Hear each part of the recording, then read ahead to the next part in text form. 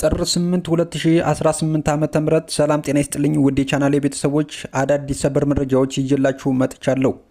የኢቢኤስ ተወዳጁ ጋዜጠኛና አርቲስት ነጻነት ወርቅነህ ከዚህ ዓለም በሞት መለየቱ ተሰምቷል። እንዲሁም ፕሮፌሰር ፋኖ እያሱ አባተ ከነሙሉ ትጥቁና ከነግብረ አበሮቹ በሰላም ለመንግስት እጅ መስጠቱም ተሰምቷል። ተወዳጁ አርቲስት ነጻነት ወርቅነህ ከዚህ ዓለም በሞት መለየቱም ተሰምቷል። ነጻነት ባጋጠመው ድንገተኛ ህመም ነው ዛሬ ረፋዱ ላይ ከዚህ ዓለም የተለየው። በቴሌቪዥን ፕሮግራም አቅራቢነት በተዋናይነትና በሌሎች የጥበብ ስራዎች ውስጥ ስመጥርና ተወዳጅ ከሆኑ የጥበብ ሰዎች አንዱ የሆነው ነጻነት ወርቅነህ ባደረ በት ህመም በድንገት ከዚህ ዓለም ተለይቷል። ለበርካታ ዓመታት በኢቢኤስ ቴሌቪዥን የሚተላለፈውን የቤተሰብ ጨዋታ ፕሮግራም አዘጋጅና አቅራቢ የሆነው ነጻነት ወርቅነህ ባለትዳርና የሶስት ልጆች አባት ነበረ። ኢቢኤስ ቴሌቪዥን ባወጣው የሀዘን መግለጫ የአርቲስቱን ሞት አረጋግጧል። ወዳጅ ዘመዶቹና ለአድናቂዎቹ መጽናናት ይሁን።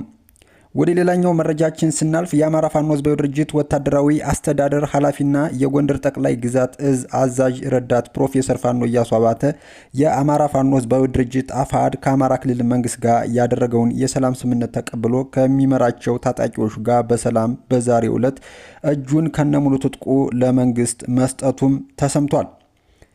የፋኖ ጀርባ እየተላጠ ያለው የሻቢያ አጀንዳን በማዘል እንደሆነም ይታወቃል። የፋኖ ቡድን ዛሬ እየተከተለ ያለው የጥፋት መንገድ የራሱን ወገንና ህዝብ የሚጎዳ ብቻ ሳይሆን ከጀርባ የሻቢያን የቀጠናዊ የበላይነትና የሴራ አጀንዳ ያዘለ መሆኑ ይታወቃል። በቡድኑ ለህዝብ እየቆረቆራለሁ በሚል የሐሰት ስም ቢንቀሳቀስም በተግባር ግን የኢትዮጵያን አንድነት ለማዳከም የሚሹ የውጭ ኃይሎችን ፍላጎት አስፈጻሚ ሆኖ መገኘቱ የክህደቱን ጥግ የሚያሳይ ነው።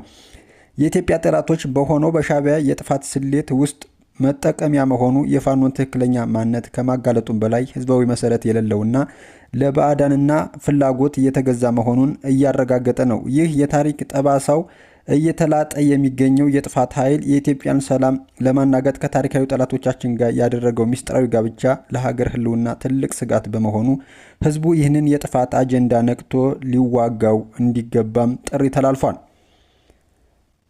በሌላ በኩል ጎጃም ሸበል በረንታ እጅ የመስጠት ዜና አለ። የመንግስትን የሰላም ጥሪ በመቀበል ራሱን በላይ ዘለቀ ክፍለ ጦር ሽፈራው ገርባው ብርጌድ ብሎ ከሚንቀሳቀሱ ጽንፈኛ ህዝባችንን አንበድልም ብለው የሰላም አማራጭን የተቀበሉ ወንድሞች አሉ።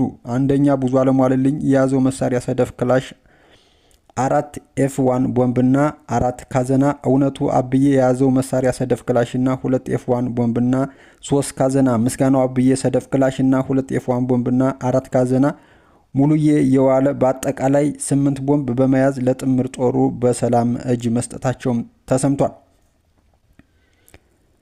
ለሰላም ማስከበር ስራ አገልግሎት የሚውል ትጥቅ የምስራቅ እዝ 302ኛ ኮር ድጋፍ ያደረገላቸው መሆኑን የምዕራብ ጎጃም ዞን ሚሊሻ መምሪያ ገልጸዋል።